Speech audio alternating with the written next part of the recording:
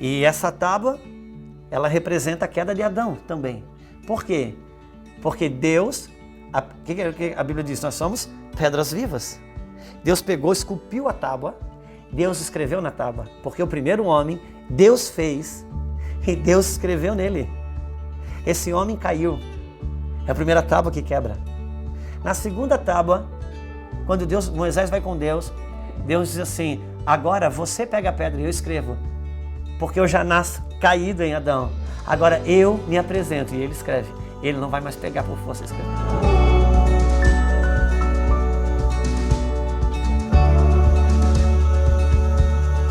Moisés, ele pegou o cajado e bateu na rocha. E aquilo ali foi a derrota dele. Qual foi o adversário dele ali? O diabo? Foi Deus. Qual foi o tropeço ali dele? O diabo? Não, Deus. Por quê? Porque Deus treinou ele no cajado. E agora o treinamento de Deus, o ensino de Deus e a ordem de Deus foi um maior obstáculo para ele. Porque é mais difícil você largar as coisas de Deus para pegar as coisas de Deus do que às vezes largar as coisas do diabo. Entende?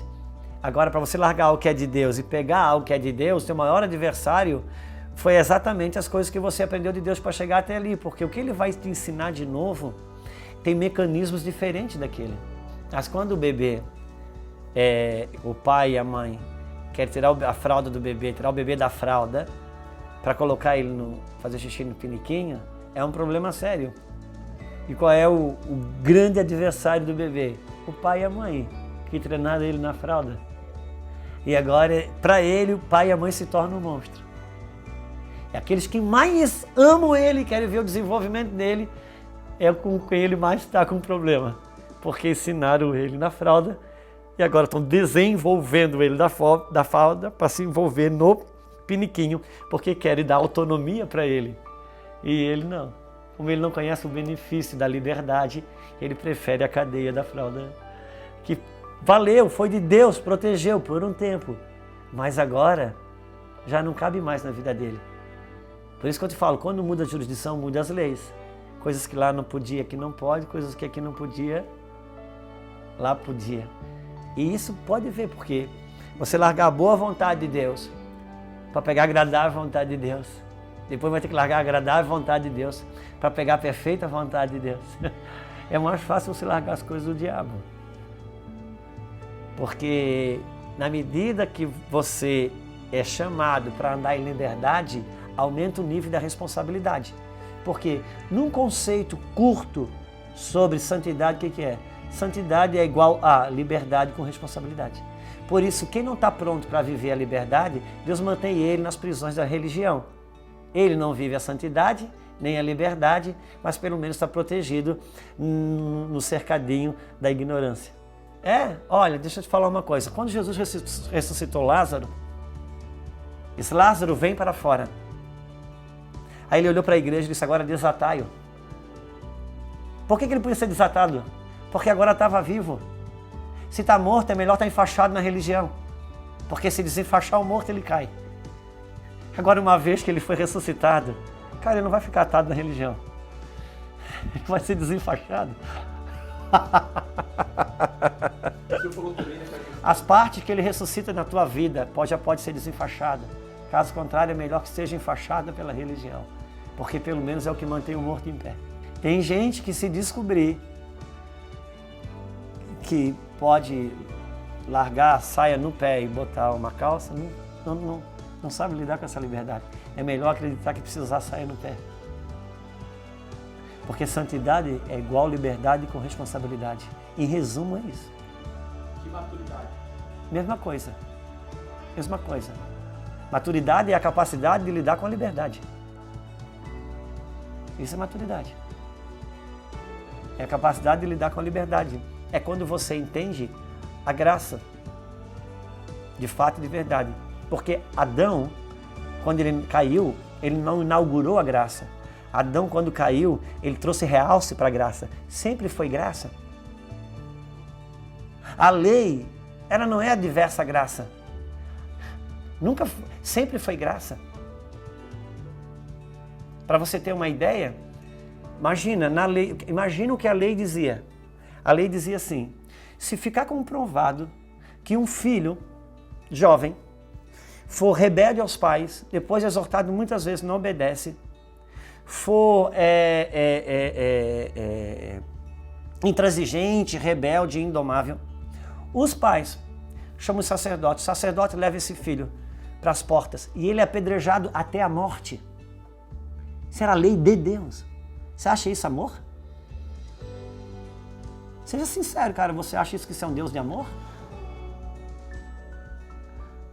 Se não é um Deus de amor, então ele aceitou Jesus, depois se converteu, ficou bom? Na graça, se o filho é rebelde aos pais, ele não é mais chamado para ser apedrejado. Ele não é. Porque a graça permite que ele faça uso da sua vida até o fim. Agora eu te pergunto, eu já não daria conta de ver nenhum bandido sendo apedrejado até a morte. Quanto mais ver um filho apedrejado até a morte. Só que aquilo era graça. Por quê? Porque agora na graça, se um filho é rebelde, é contumaz, é intransigente, ele não é apedrejado. Ele tem direito de fazer isso até o último dia da sua vida. Mas uma vez que ele morre em rebeldia, e ele experimentar o inferno, porque o inferno existe, Jesus disse que é melhor você chegar sem braço, sem olho, sem perna no céu, do que chegar com seus membros no inferno. Jesus entende a eternidade e sabe o que é inferno. Se agora na graça um pai e a mãe conhecessem o que o filho vai viver no inferno, se morreu em rebeldia, sabe o que ele diria? Senhor, por favor, traz ele de volta para o corpo, apedreja até a morte na minha frente. Por favor, apedreja ele. Por quê? Porque lá, uma vez que ele era apedrejado e morto, ele estava salvo, porque ele cumpriu a lei. Isso era graça. Deus matava para salvar, sabendo que ele não ia se consertar. Está entendendo? Sempre foi graça, cara. Então a lei, ela não é a falta da graça. A lei realçava a graça para que eu entendesse a necessidade do Salvador. E isso é graça. É graça nascer em morte. Adão não teve a graça que eu e você tivemos. Porque Adão tinha uma informação sobre a morte. Ele não tinha experiência da morte. Ele não tinha o conhecimento da morte. Tu acha que se Adão conhecesse a morte, ele teria comida? Mas ele não tinha o conhecimento da morte, não tinha experiência da morte. Ele só tinha a informação da morte. Eu não. Eu já nasci em morte. Já conheço o peso da morte. Então agora eu tenho a chance da vida. Isso é graça. Isso é graça. Porque a morte já me machuca todos os dias. Então agora eu tenho uma chance. Adão tinha a chance de cair. Eu tenho a chance de levantar. Mas entende a questão do filho? Um filho apedrejado até a morte, ele era salvo. Porque ele cumpriu a lei. Garantiu a eternidade. Então sempre foi graça. Porque se você visse um filho seu para o inferno, você ia dizer, não, Deus, traz de volta. Pode apedrejar na minha frente. Não importa o quanto que dói. Ele vai ser salvo. Quando Moisés desce com as leis, com as tábuas das leis na mão, ele vê o povo adorando o bezerro de ouro. O que ele faz? Ele quebra a tábua da lei. Por quê? Qual era o primeiro mandamento? Não fazer para vós imagem nem ídolo. Ele quebra a tábua da lei e disse, Deus, eles ainda não sabem. Eles não estão pecando. Eles não têm a lei. Foi um ato de intercessão. Porque se ele apresenta a lei, o povo passava a pecar. Mas Paulo diz, não tendo a lei, não estamos debaixo de condenação. Por isso que Deus colocou a lei no nosso coração. Porque ela denuncia. Então, ela me dá a necessidade de um Salvador. E essa tábua, ela representa a queda de Adão também. Por quê? Porque Deus, o que a Bíblia diz? Nós somos pedras vivas. Deus pegou, esculpiu a tábua, Deus escreveu na tábua. Porque o primeiro homem, Deus fez e Deus escreveu nele. Esse homem caiu. É a primeira tábua que quebra. Na segunda tábua, quando Moisés vai com Deus, Deus diz assim, agora você pega a pedra e eu escrevo. Porque eu já nasço caído em Adão. Agora eu me apresento e ele escreve. Ele não vai mais pegar por força e escrever. Entende? Porque fala da queda de Adão e de A segunda tábua é Cristo. Porque agora, quando Deus me dá a oportunidade do novo nascimento, agora eu decido. Agora Ele não vai mais fazer se eu não me apresentar. Eu tenho que escolher ir. E Ele escreve. A oportunidade foi dada. Ele me salvou de Adão. Ele me fez de novo, me dá a oportunidade. Só que agora você escolhe. Se você vir, eu escrevo. Se você não vir, você é uma pedra minha, sem a minha escrita. Mas uma coisa que a gente precisa é assim entender. Deus formou o primeiro homem do barro. Entendeu? Cara, isso aqui começa aqui. Isso é tudo para nós. Deus formou o primeiro homem. Eu gosto de uma tradução que diz que Deus modelou o homem. Uma vez que ele pegou um tanto de barro, modelou um homem. Significa dizer, cara, uma vez que eu nasceu uma coisa. A partir daí começa um processo de Deus formar, Deus me formar, Deus me modelar. O que Deus está dizendo que é um processo de formação, de modelação, de construção, sabe? Uma coisa é ser salvo, outra coisa é você ter o seu lugar no reino. Entendeu?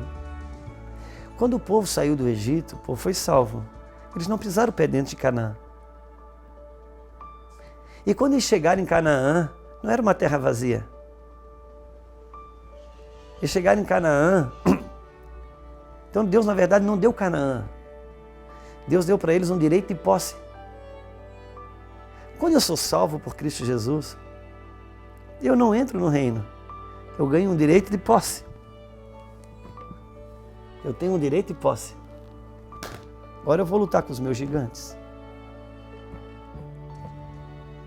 Eu vou lutar com os meus gigantes. Entende? Então, a salvação é de graça, por isso que o batismo da salvação é depois de você ser salvo. Mas o batismo do reino é antes do reino. Por isso, quem não nascer de novo não pode ver. Quem não nascer da água e do Espírito não pode entrar. Tem uma realidade para ver e tem uma realidade para entrar. Quando o povo saiu do Egito, os inimigos vieram atrás deles. Quando foi para entrar em Canaã, os inimigos não vinham por trás. Eram eles que tinham que enfrentar. Se você ainda está lutando, os inimigos puxando para o Egito, você ainda está lutando com os elementos da salvação. Mas se você está sentindo um confronto, você já está lidando com os elementos do reino. De lá do Egito eles saíram fugido, corrido. Afoitamente, a Bíblia diz. Mas serviu para ser salvo. Agora não dá para entrar afoitamente em Canaã. Canaã tinha a lei da semeadura, eles plantavam, eles colhiam. E cada um tinha um território. Isso aqui é uma outra parada, assim, ó. Deus trabalha com território desde sempre. Quando o primeiro homem nasceu, ele ganhou de Deus um território, chamado Jardim do Éden. Quando o homem caiu, ele perdeu seu território. Quando Deus chama Abraão, Deus diz: Abraão, sai dessa terra, que eu vou te dar um outro território. Quando Deus visita o povo no Egito, Deus diz: vou tirar vocês dessa terra e vou para outro território. Quando eles estavam estabelecidos em Canaã, mas se rebelaram em tal ponto contra Deus, que Deus tirou eles de Canaã e levaram para a Babilônia. Quando você é salvo, você é colocado nas regiões celestiais. Ali você decide as conquistas do teu território. Ali. As regiões celestiais é uma faixa de Gaza, onde você luta e toma posse do teu território. Por isso, quando o povo entrou em Canaã, cada um tinha um chão demarcado e cada um se estabelecia. Ali acontecia o seguinte: teve tribo que chegou no seu pedaço de chão, expulsou todo mundo e viveu 100% da plenitude do seu pedaço de chão. Teve tribo que chegou, ficou com um pedacinho só e deixou eles governar o resto. Teve tribo que chegou, expulsou o que deu conta, o que não deu conta, conviveu com os inimigos, se ajeitaram para viver junto. Até hoje é assim. Tem muitos salvos que chegaram e aonde eles pisam a planta do pé dentro do território que Deus deu, guerreio, fica uma bandeira do reino e eles desfrutam. Outros chegam e se acomodam, se ajeitam com os inimigos e dão um jeito de viver ali. Estão na terra, mas não têm autoridade sobre ela e nem desfruto total sobre ela. Isso tudo são elementos de ensino, porque essa é a nossa realidade. Isso não é uma espécie de uma aplicação, coisa desse tipo. É a nossa realidade. A Bíblia é um livro escrito para nós, não para Deus. Deus não escreveu a Bíblia para ele, Deus escreveu para mim. Quando Deus mostra em Gênesis que o primeiro homem e a primeira mulher caíram por causa daquilo que decidiram comer, eles morreram. Isso aqui não é uma história lá em Gênesis. Isso aqui é minha vida e a tua vida. O que você acha que mantém você de pé hoje? O que você come, cara? Quem é que te alimenta? Enquanto eles comeram do cardápio de Deus, eles viveram. Decidiram comer, o dia que comeram do cardápio do diabo, morreram. Até hoje, cara. Não muda. O que faz a tua casa viver? Quem é que está alimentando a tua casa? Me diga quem está alimentando a sua casa, que eu vou dizer se você vive ou morre. Então, isso aqui não é uma história para falar do início das coisas. Isso aqui é a minha vida, cara. Isso aqui é a minha vida. Entende? A glória da segunda casa será maior que a primeira. O que isso tem a ver comigo? Tudo. Porque quem é a casa de Deus? Deus habita em templo feito por mãos humanas? Não. Não sou eu o templo de Deus? Então sou. Por que a glória da segunda casa é maior que a primeira? Por que a primeira foi demolida? Porque a primeira sou eu nascido em Adão, uma casa caída. A segunda casa, o que é? Quando eu nasço de novo, que a natureza de Cristo vem morar em mim, então agora começa uma reconstrução sobre as ruínas da antiga casa, com uma palavra que a glória da segunda casa será maior do que a primeira. Então eu vou estudar Esdras e Neemias e vou ver o quanto combate existe para quê? Para impedir a reconstrução dessa casa. Todo o trabalho do diabo é para impedir a reconstrução dessa casa. Quando o diabo ataca as tuas finanças, ele não quer a tua finança, ele quer impedir a reconstrução dessa casa. Quando o diabo ataca o teu casamento, ele não quer teu casamento, ele quer paralisar a reconstrução dessa casa. O diabo não tem interesse em nada de que é seu. O diabo tem interesse em ti, em parar a reconstrução da casa, que é você. Então aquilo lá não é uma história, aquilo é a minha vida, é a minha realidade espiritual. É a sombra das realidades. A realidade sou eu, a realidade é você. E já estamos em Cristo.